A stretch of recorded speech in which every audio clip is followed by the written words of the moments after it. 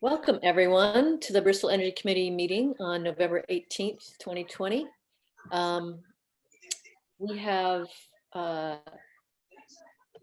7 participants right now here, and we only see 4 of them actually. And we're being recorded by Sean at Neat TV. We expect one more person to come around 7:30, and that's Richard, another member of the committee. He is on another meeting and he's going to leave there early and come over to here. So I guess we've got 3 things on the agenda right now, and I want to ask if anyone else wants to add something else to the agenda. And do you want me to read those off just so you remember what those are? Yes, please do. Thank you, Sally. Okay, it's first is someone, Porter Knight asked about the rec club lights over the hockey rink and said, can the Energy Committee give us any about getting those lights more efficient, and so that we can use them more during the night and more often, because it's nice for people to be able to be outside doing things in that rink. So, you know, we've started throwing a few emails back and forth, but I thought it'd be good to be, you know, she was asking for the whole committee's input, so I put it on the agenda for tonight. And I can update you on what has been talked about so far with Matt Sharp and a few others. The second one on the agenda is talking about a virtual series, which other energy committees are doing, and other committees in general, because of this COVID time. You know, finding a way to create some sort of either a series just in our meetings, or having a webinar, bringing guest speakers in, and trying to bring people together to talk about how we can work on projects together in our community for efficiency or saving energy, you know, like bringing our abilities together in the community. And there are many different areas we could go with that. I guess we're just talking about the agenda items, so we'll go into it in detail later. Then the third one is Richard is going to give us an update on a conversation he had with Ben Marks, who was part of the Acorn group, who helped you know, organize the community solar for Bristol's landfill. And Richard said he had a fairly, you know, he learned some things from Ben Marks. I have no idea what that is, but he's going to report on that tonight. And that's, you know, the third thing, and I put it down there a little bit because he won't be here till 7:30. So does anyone else to this agenda?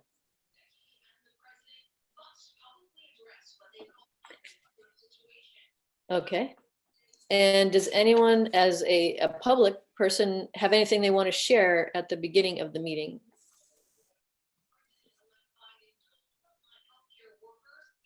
Okay, it sounds like we're all good. Well, I'm going to just take a peek at the participants. I think we're still, yeah, no one else is waiting. All right.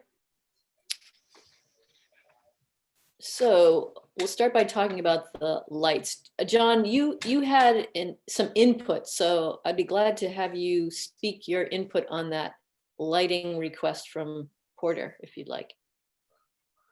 Do you want me to present? I can assume Porter is not a part of this phone call. Is that correct? Right. She's not on the call. I see. Well, I guess it's a question for me of the economics. I'm sorry.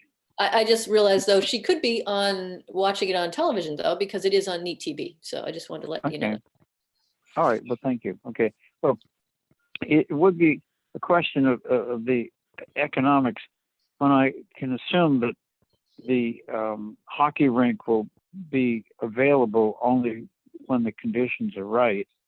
That could be, you know, maybe just 2 nights a week. We don't know that, but the cost of installing the solar powered light system would be significant on a sort of per hour basis. I'm wondering if renting the same lighting fixture and plugging it in would be a lot more cost effective. But a larger issue for me is that the state of Vermont increased the number of COVID cases since October 19 by over 1,300. So the idea of creating a skating rink environment where people would be encouraged to come because it's lit would find themselves skating with people who may or may not be contagious, and there'd be no way of knowing who is on the ice. So there was a breakout of COVID cases when a hockey game occurred in Montpelier. I'm just passing that on to say that this could be a marvelous idea, and I think there are some cost-effective ways to provide the light, but not in a COVID world. That's all I have to add, Sally. That's great. Thank you very much, John. Good input, good ideas. I'll tell you a little bit more about what I've heard on some emails with Matt Sharp, who's piped in on the question that Porter had about the lights. When he said, just as I was saying to her, is first of all, we have to find out if the lights are LED lights at this point, because that's the most efficient. And you wouldn't want to bring any more power source in until you made sure the lighting was completely efficient, the most efficient, so it was going to cost the least amount. And Porter responded, not knowing how many LED lights are in there, but she knows they put some in. So number one, certainly the Bristol Rec Club or we or someone's got to figure out, what the lighting, what the lamps are, what the bulbs are in there. And the other thing is, Matt suggested that the cheaper way to do some sort of solar would be to get it on an already net metered thing or create a net metered thing with other meters. So you're getting electricity that's already being made on a solar array and just, buying into that net metering somehow. Something like that. So those are some things that Matt has brought forward. And Stephen, you've been in the energy world for a while. You might have some ideas. I'm not sure I have much to contribute beyond what Matt said, but it did make sense to me that the first thing would be to make sure everything's as efficient as it can be, which is probably LED at this time. I don't know what's there either. So that would be probably the logical next step, is to help them figure out exactly what's there for lighting and what their the technology options are, regardless of the solar piece, for starters. Sounds good. And Richard piped in that email that went between Porter and Matt and said something about getting an electric contractor to, do something. So rather than they would know more than the Energy Committee would know. Yeah, but that it makes good depends sense. on whether, yeah. So yeah. Okay. Hi, Jono. Welcome to the meeting. Hi, Sally. Was just on Acorn Zoom meeting, which went a little bit late, and thanks to have a chance to join you. Great. I had asked at the beginning of the meeting if there were any other things to add to the agenda. And did you want to add something, Jono? Right now, it's the three things that I sent out before. I could, and I'll reserve the idea that if you think you have a full agenda, that this could wait till the next meeting. But if there is time, then as a member of the Bristol Conservation Commission, it occurred to me, especially, I guess, in light of a new administration federally that is around the corner, that we need to talk, not just talk about change more, but actually find ways effectively to do things regarding climate change. And so that can take various forms. And so I thought there could be a collaboration between the Conservation Commission and the Energy Committee. And so that was an idea that I thought I would put out there. You and I have had a chance to just talk about it, but I know in terms of a broader context, we need a quorum before we could have any sort of action and further meaningful discussion. Okay, thanks. I'll put that at the end and we'll get to it if we get to it, and we'll see how the meeting goes. But it's great that you've put it out there as an idea, and thank you. Sure. I'm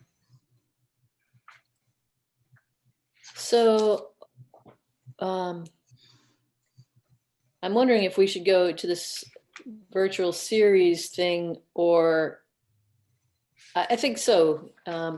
So the virtual, making a series, which would be either, I'm trying to think of for our meetings coming up, do we want to have a guest speaker, or do we want to focus on a particular efficiency project? I know we've, Button Up is is what's been going on this fall, but I mean something where community members come together and work on various projects. Like, I mean, in the past, like when we did the window dressers thing, that was bringing community members together, even though they were just doing it for their own home. But some kind of things like that, where we work together on projects that address energy efficiency and saving energy. It also could go into what Jono is mentioning as far as, mitigating emissions as well as energy saving and that kind of thing. So let me try to think of some ideas that were coming to me. Some of them are things like seeing if people want to share electric mowers in their neighborhood, for instance. You could, a few people could get together and buy an electric mower together, save a lot of fuel costs and emissions. Mowers create a lot of emissions, and they could each have their own battery, so they can have their battery ready to go when it's their turn, and they just share a mower between the few people that are so close that you could just walk it to each other's house.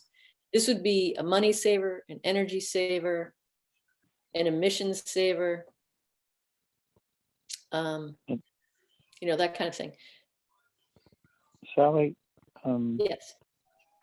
as an experienced lawnmower pusher, electric lawnmower pusher, I can tell you that our, not top of the line, but certainly an upscale electric lawnmower, the battery lasts for about an hour and maybe an hour and 15 minutes. And if you're loaning that to somebody, it's that they're going to have battery charger as well. These are, there's some emissions savings, but we've also bought a push mower with sharp blades, and it does a pretty good job. That's great.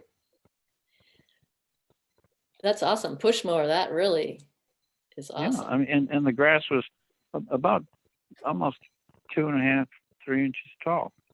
Yeah. And it's just amazing. Yeah. Good design. Yeah, it is a great design. I love the sound of it too, but yeah, and that could be something. There could be a really beautifully built push mower that a couple of neighbors borrow or something. It just seems like, why have every single garage have the same tool? You're only Yeah, I using it, once a week or once every 2 weeks for a couple hours.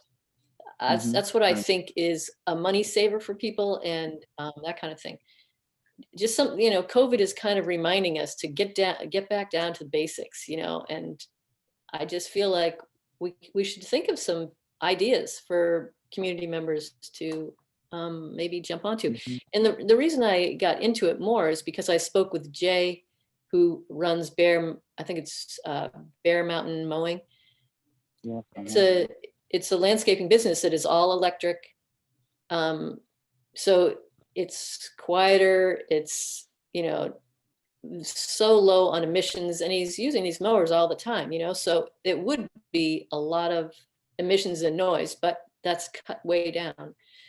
And he said they're getting better and better, these mowers. So the batteries are longer, they last longer, they're better, they do a better job. They're Mm. electric trimmers. These kind of things could be shared. Those, gas powered trimmers are allowed and noisy, smelly, and polluting. So it's Mhm. just more ideas of sharing, getting into more of a sharing thing, of finding your lawn pod, and figuring out some other ways that might work, Yeah. especially if you're ready to replace a mower anyway. Some things are harder around COVID, like, you know, sharing a car or something like that. So COVID is making share a little difficult in some areas, but I think a mower people could get over, that you could work that out, wiping off Yeah. the handle, basically. True. Yeah. Um, does anyone have any other thoughts that we could just begin brainstorming on ways we can work together as a community to lower our costs and our energy and our emissions? Well, Sally, one thing that came to my mind just from that conversation was to possibly explore alternative ground covers that would require less mowing. I don't know much about it, but I'm sure there's information out there, and maybe that could go sort of hand in hand with something like what you're talking about. Also, I wonder whether you or anybody's aware of any examples of such a thing, electric mower sharing program anywhere else. Good idea. Yeah. I think, Sally, tagging on to what you said, Stephen said, is I know I'm contemplating right across the street from me is the Gingerbread Trim Dream House Country Inn Bed and Breakfast, and they're cutting their lawn much more than I do because I think it's somewhat based on appearance and running that business where things need to look very nice. I not so much on that end. However, at some point, the ride mower that I have is gasoline, and I would like to think that it's going to become antiquated. Talking to Jay also, those electric mowers are quite expensive. So I think the primary reason is cost. So if I could share with my neighbor or more than one the cost, or maybe even I endure the cost, and yet I arrange that every time that they use it, there's sort of a mini lease that's in place or a rental. Somebody has to deal with the maintenance. I think you brought up a good model because lawn mowing is something that happens. But at the same time, what Steven's saying is maybe we have ways to lessen the amount of lawn that we need to have to deal with. And there's other choices of vegetation that require less, or to use lawns in other ways.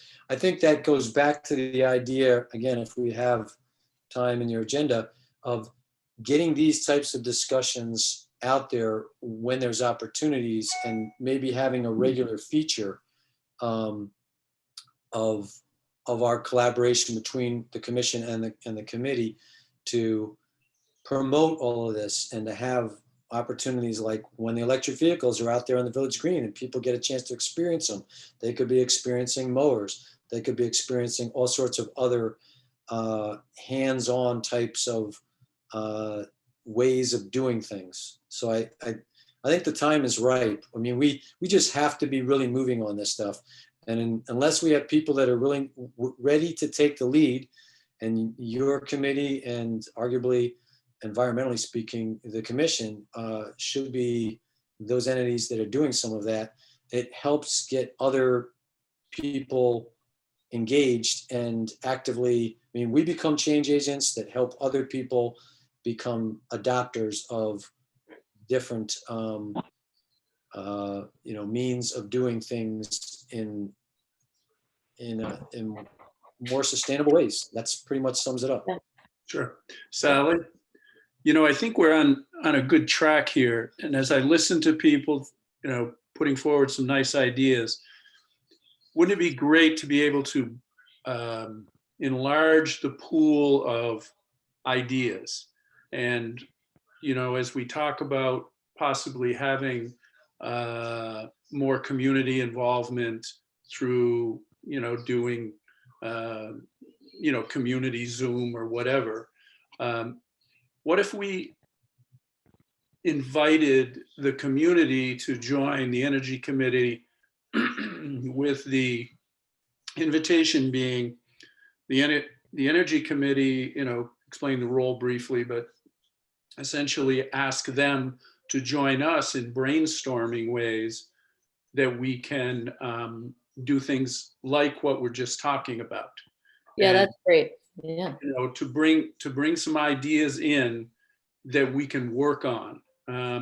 And in so doing, I think maybe you'll also get more investment from the community if they are contributing ideas that we can in turn explore.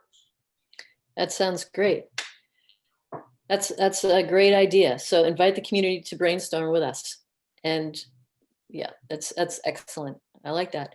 And it may be through a front porch forum type of thing, or, and there'll be some people who don't do front porch forum. We could figure out ways maybe to reach out to others.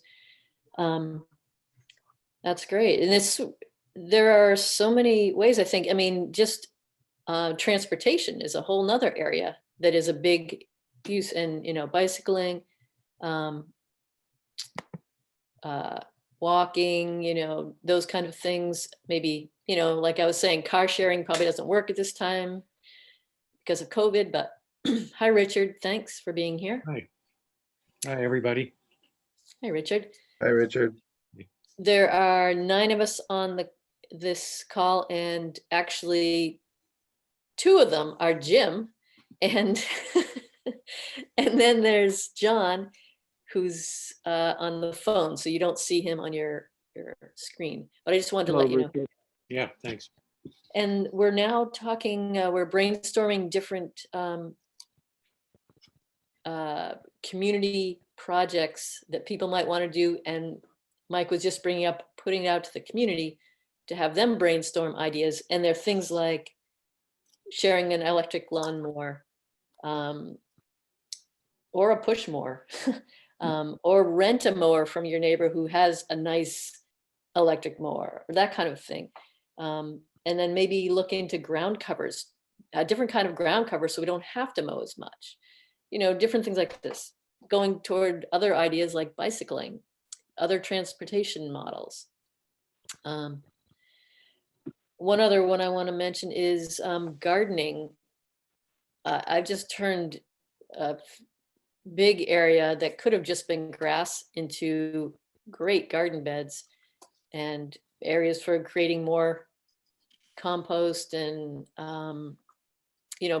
nice area for pollinator plants, that kind of thing. It takes work, but you don't have to mow it. So I don't use any equipment that takes any power at all except my own body and a lot of food. So I'm not using any power equipment or anything. So even helping people do more garden space, or even let someone, maybe some people want to do a situation where they don't want to mow their lawn much anymore. So they let someone come and put a big garden on it, and that person takes care of that garden and maybe mows around it. Or, there's so many ways we could collaborate, I think, in town on projects like this. So Sally, you brought up earlier the concept of people working in pods. One of the things, and then this goes along with the transportation piece, that I was just thinking about, so often folks need to run to the market, or if people shop at the co-op in Middlebury, and they need just a few items. If there was a way to help the community develop these pods where, if I'm going to Middlebury, or I need to go to Middlebury to pick a few things up, I can call, a neighbor who I know might be going, and say, hey, if you're going to Middlebury the next day or two, could you get whatever? And again, do this in a small group of, 4 or 5 families. And we're not talking about, doing their weekly shopping, but, those kinds of things where there's some communication going on, and it would save a person jumping in a car and, driving, 25 miles to get, a handful of items. that's a great idea.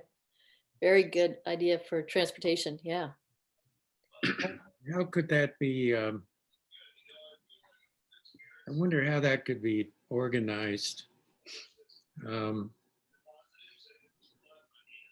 somebody could post that they were going and have other people contact them, or what? Do you have any ideas on that, Mike? Yeah, I don't. And, I go back to this pod concept that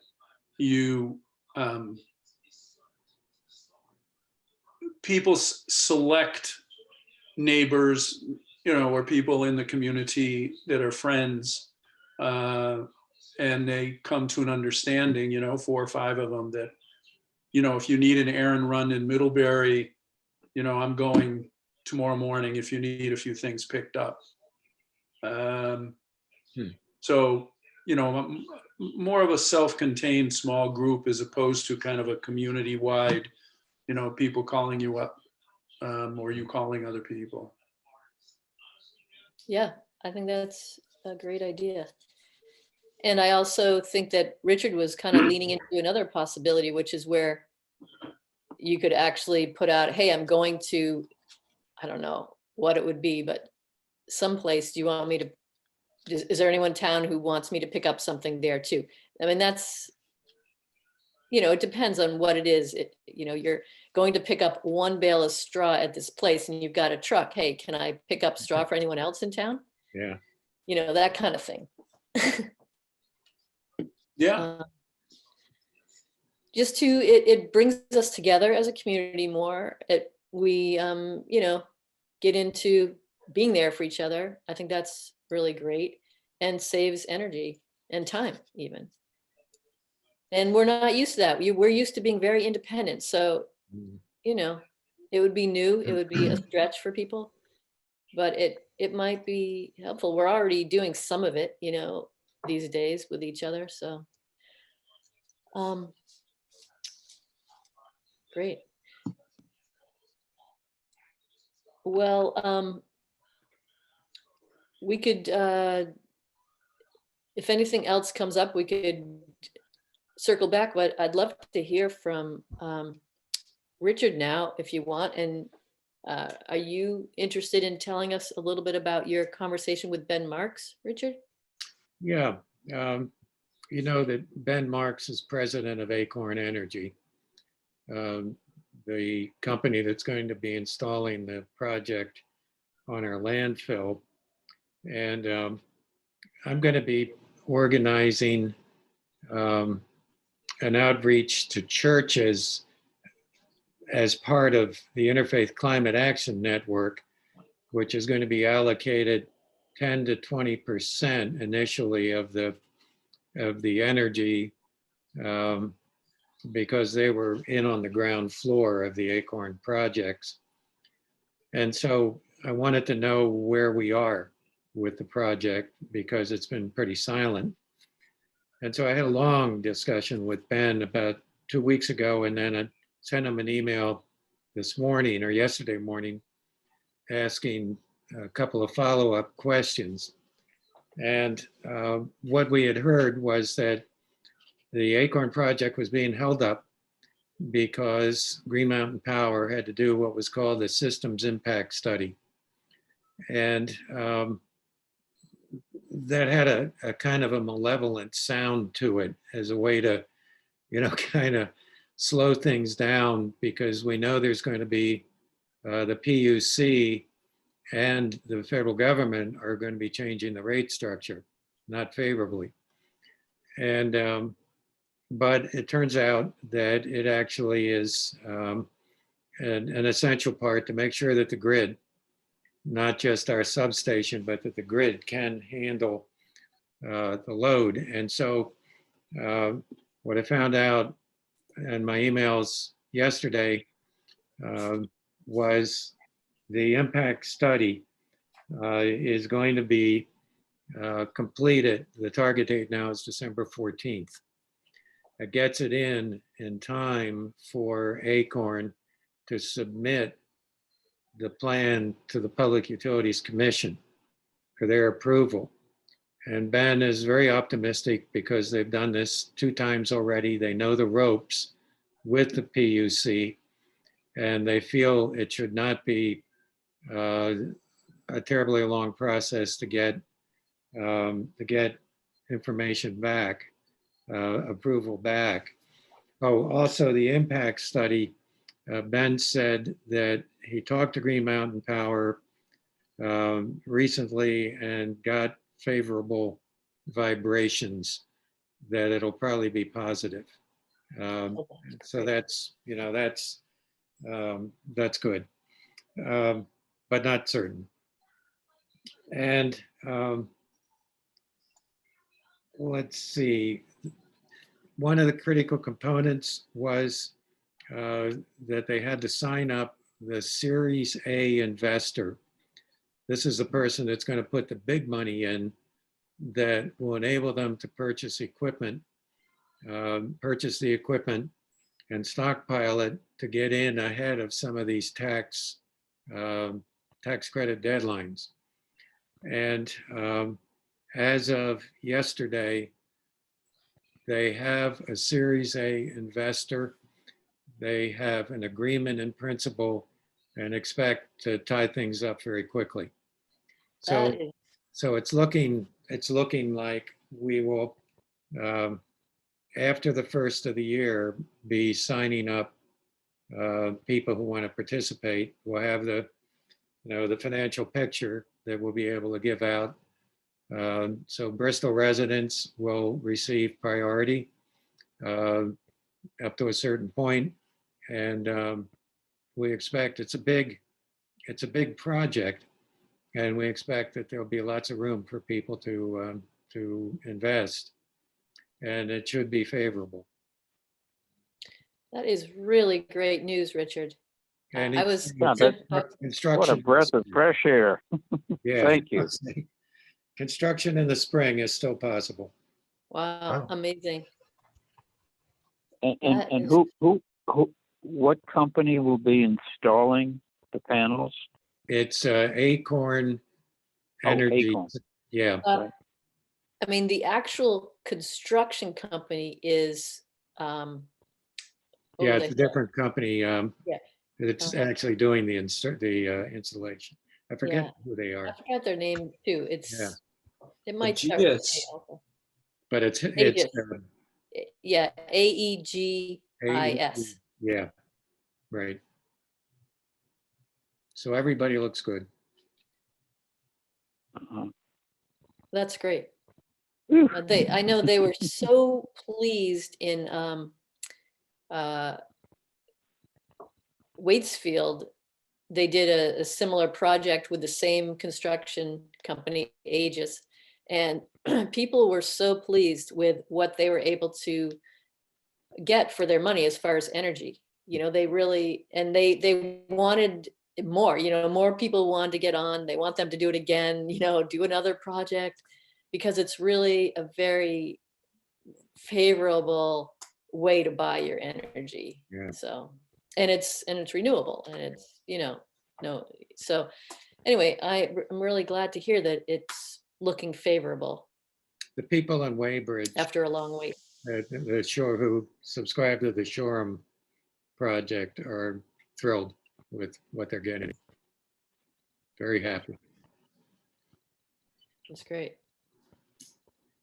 And can someone refresh my memory, when it comes to, assuming these pieces fall into place for the permitting and the public utilities approval, does Acorn handle the subscription process? Yes. Yes. They Mary, do, yep, a woman named Mary Mester is and there. outreach and all that? Mhm. Yeah.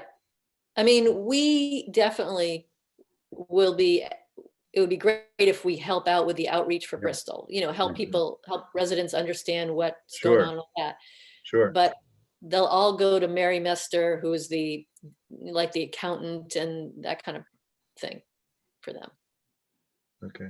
And she lives in Ripton. All these people are local people. It's just so great. It's a local Yeah. project. You know, that's what's so great about it.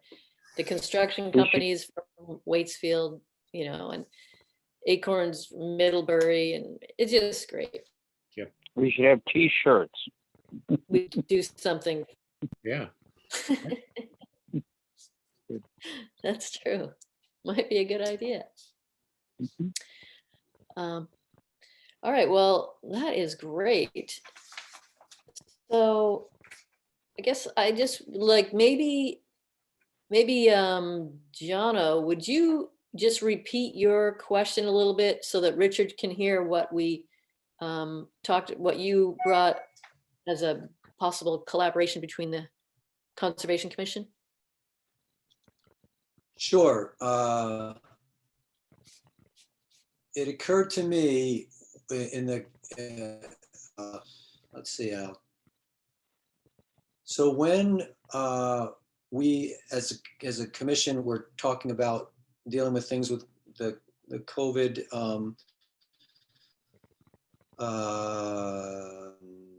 conditions, I guess, somebody came up with the idea of a backyard bingo game that I guess a few people were familiar with, and then also another type of game where families could do something that was outdoors, that was nature oriented, and could be a positive way to, I guess, pass the time when everybody was sort of shut indoors. And so that got me thinking a little bit that we needed to be able to do more in regard to the climate change issues. And I felt like we do a pretty good job in Vermont. We do a fairly good job, I think, locally in Bristol. Yet federally, I think that we don't do very well, but that hopefully will change with the new administration. And ultimately, whether, you know, part of the purview, I think, of our two groups, the Energy Committee and the Conservation Commission, is to create awareness. And so there's lots of different ways to do that, but I think an area of common interest, and I like Mike's idea of saying maybe our two groups could get together and brainstorm ways to do some of this. I'll give you a sort of tangential a different angle on it. So in New Haven, for years when I was a New Haven resident, their Conservation Commission just focused on the idea of having speakers. And so that, and it wasn't year round, it was primarily in the winter months. And so they talk about bears, they talk about clay plain forest, you know, and I went to some of them, I didn't go to all of them, but it really was helpful for me to become more knowledgeable about the environment.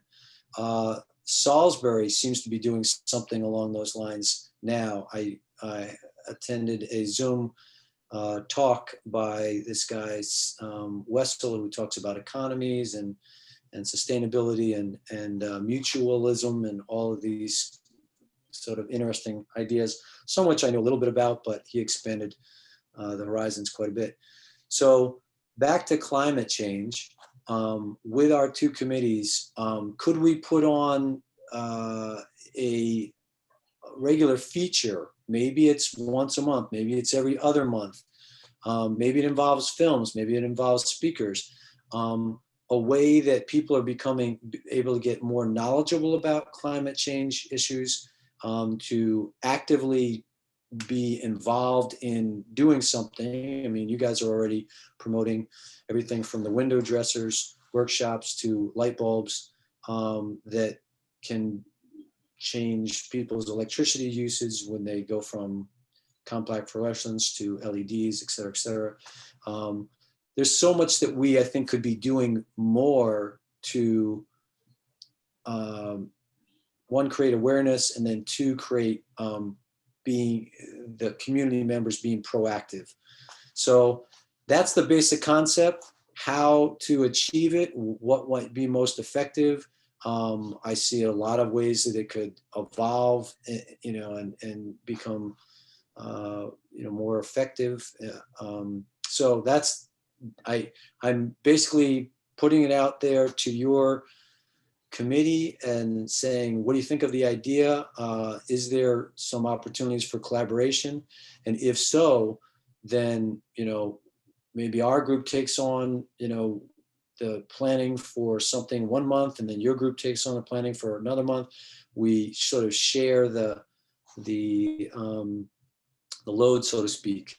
So I just feel that we all seem to know that there's this urgency about climate change, and yet it's that analogy that I've heard. You know, you put a frog in some warm water, in a pot of warm water, it doesn't really do much. And that's kind of the climate change analogy, that, you know, it's happening so slowly, and we go on about our days, and there's things that, you know, 20 years ago, maybe it was, where an inconvenient truth, and I was all fired up. And I've had other points of fighting the distribution gas that came into Bristol, and there's their day-to-day lives and so on. But it just seems that we've got to ramp this up. And if we can do a little bit, we become potentially a model for other communities in Vermont. And then, you know, there's just an expansive way that might be something that catches on if we get a pretty strong model going. Or I think there's other pockets of people that are doing things as well, and we can not have to reinvent the wheel. So yeah. That's probably a little bit longer rollout, but interested to hear what your members think. All right. I just came from another meeting where Vermont Interfaith Power and Light, which has been very active in person, lobbying and running conferences and having speakers and so on. This fall, we switched to Zoom presentations, and finally have gotten the technology under control. And I can tell you that there are all kinds of people who could make presentations in Vermont. And I agree, we could trade off. And right now, I think one of the dominant themes is just transitions. That we're in a situation now with a pandemic and an economic meltdown, and we can come out of it and go back to doing what we've been doing, which is highly stratified. The rich get richer and the poor get poorer, and we don't solve any of our environmental problems or justice problems. Or we can, as is, I think, a major theme with the Vermont legislature, make sure that every bill everything that is done in Montpelier is informed by this notion of environmental sustainability and just transitions, so that we work to make sure that everybody's included as we rebuild. But you start thinking about that, and that's environmental, that's taking care of the New Haven River, it's sustainable agriculture, it's energy efficiency, it's weatherization. Richard Fahey is heading up has just made a proposal to VEIC and has been funded to develop a program to weatherize 80,000 homes in Vermont. That's great. I mean, all these things are going on, and Fahey could come on for one of our programs and do a presentation on his proposal. That's Yeah. absolutely spectacular. So I agree with you. I think we ought to meet and divide up the months and see what we can come up with. It sounds great. It does. It really sounds like it would be helpful to get, ask people to come in if they want to watch, or if not, they will have a link afterward to look at it at their leisure, to learn what's going on, what are the possibilities that we haven't thought of before and that we're thinking about now to solve some problems. Yeah. Sounds great. And we could also publicize things like the Vermont Sierra Club conversations. Yeah, those are great. That occur on many Wednesday nights that range all over the place, that are generally people discussing, a couple of presenters, and then an open conversation. And they're great. Yeah. That's great. Yeah. So I think this is a good idea, that it's something that we can do. And there are other energy committees and probably conservation commissions as well that are doing this kind of fabulous work throughout the state. And they might have something that we can share that they've already done, and it's really inspiring, and we could share that, whether it's Front Porch Forum or actually, I don't know what else, but so yeah, this is great. It's time to work, really help people understand what's possible and what they might want to get involved in. Jono, what's the Conservation Commission's thought about when they'd like to discuss this? I think we have an incubation period for, a few months. Because of the COVID aspect of things, it's always wonderful if you can get people in a room for a speaker and so on. If there's any truth to what I'm hearing, that there's 6 months with a vaccine that's going to start sort of more of a fuller rollout, we'll just have to see how some of that unfolds. But I think just initially, what suggestion, when I brought it up to the commission, they said, well, we have a natural chance to reach out to the Energy Committee and see what they think of the idea.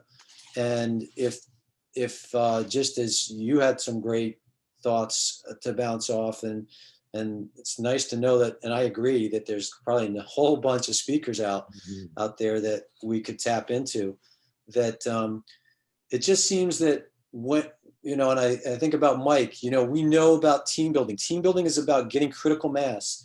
When you get critical mass and people are all going in the same direction, everyone's pulling that oar together, it's pretty magical.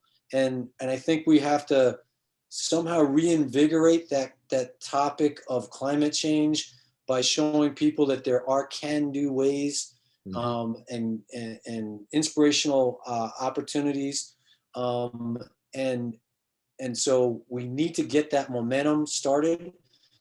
And then once we do, I think I liken it to the idea of, if I've got solar panels up on the house and somebody walks by and says, hey, what do you got going on there? And I tell them about it, and I say, you could do this too. And then, now there's other neighbors on the street. It just has a way of building, but it's got to start somewhere, and it takes a certain amount of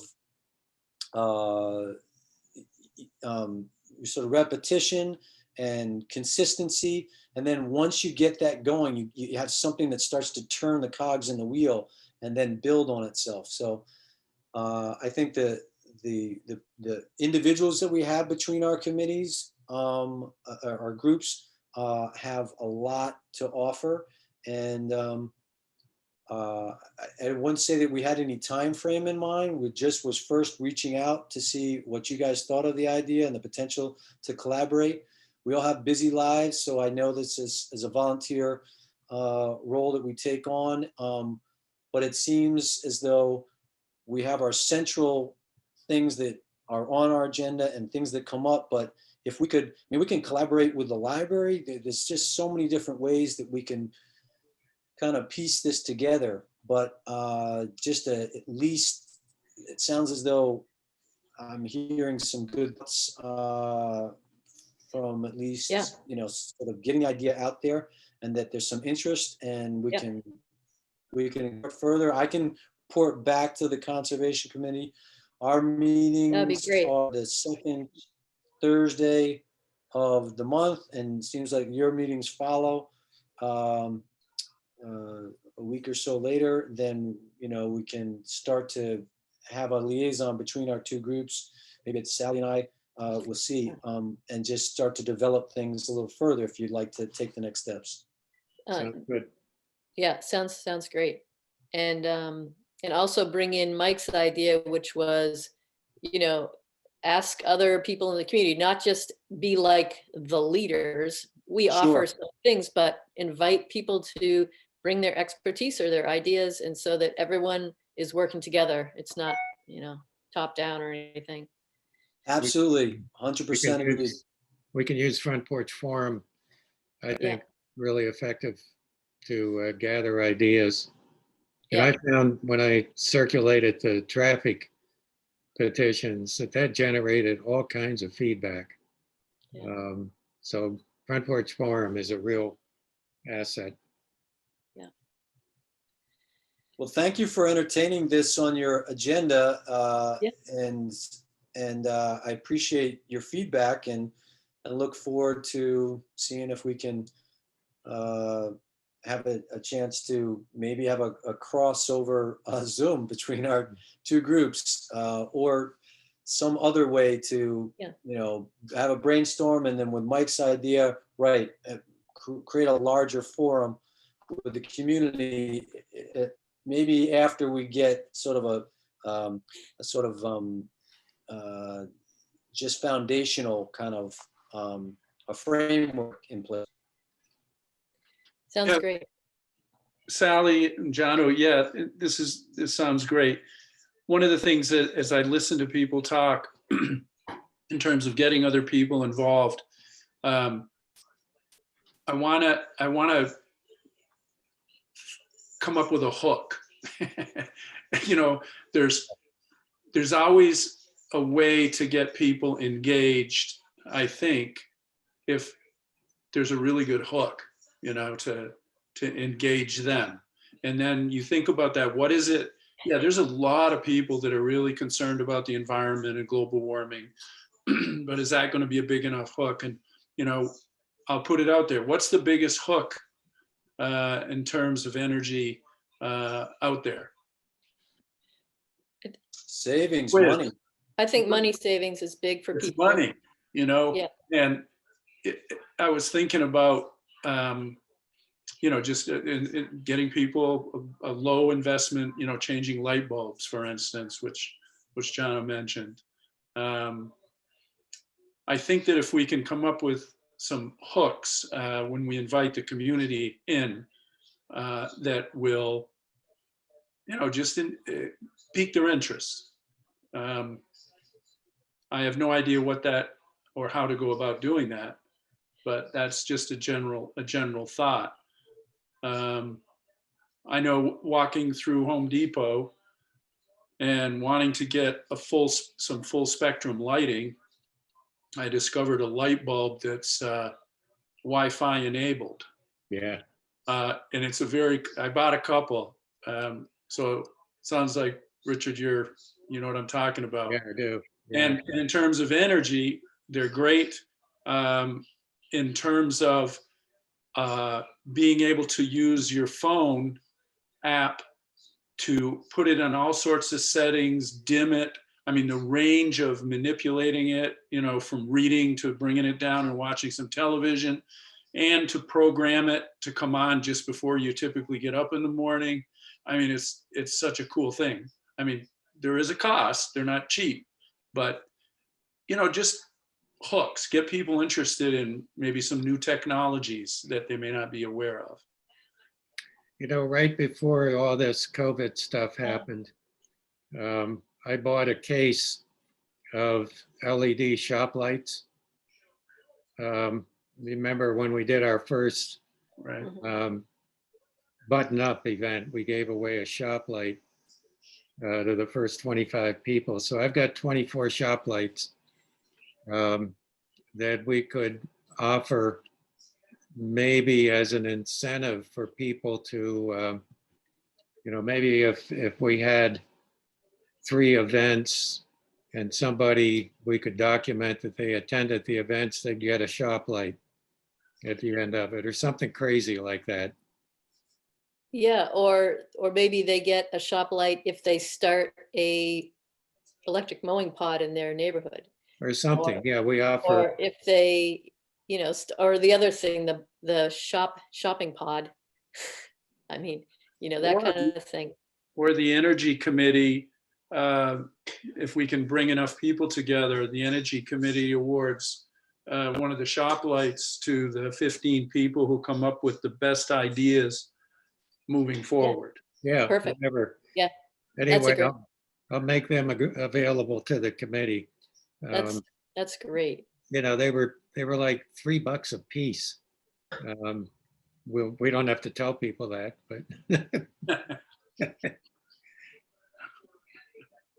Yeah, that's great that you got them, found them at the right time. We're there at the right moment. yeah, I walked into Martin's and I said, "Do you have a case of these?" And they said, "Yeah." I said, "I want them all." Great. All right, well, this has been a really fruitful meeting, and are there any last minute things before we close? Stay warm, stay healthy. Yeah. All right, that's great. Thanks for coming, Jono. Good seeing you.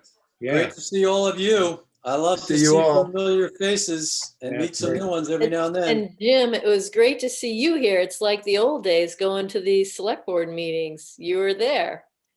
So thanks for showing up for an energy meeting. I haven't missed any of those select board meetings in 4 years, maybe 2. This is the Nice. first now. I hit the planning commission, and very interesting. It's good to be Jim involved. was also at our Conservation Commission Right. meeting just recently. He's a very engaged citizen. Yep. Great. He gets, Well, I did 20 years for the police advisory board until I saw the handwriting on a wall and I packed that in. So I wish you guys luck and do a good job. Yeah, thanks a Thank lot. you. Thank Jim. you. Appreciate it. come back. All right. Have a good night, everyone. Thank Thanks, you. Sally. Good night. Thanks, everyone. Thank you, Sean.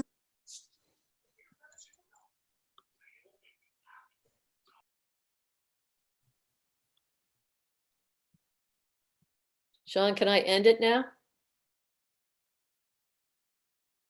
I'm guessing so.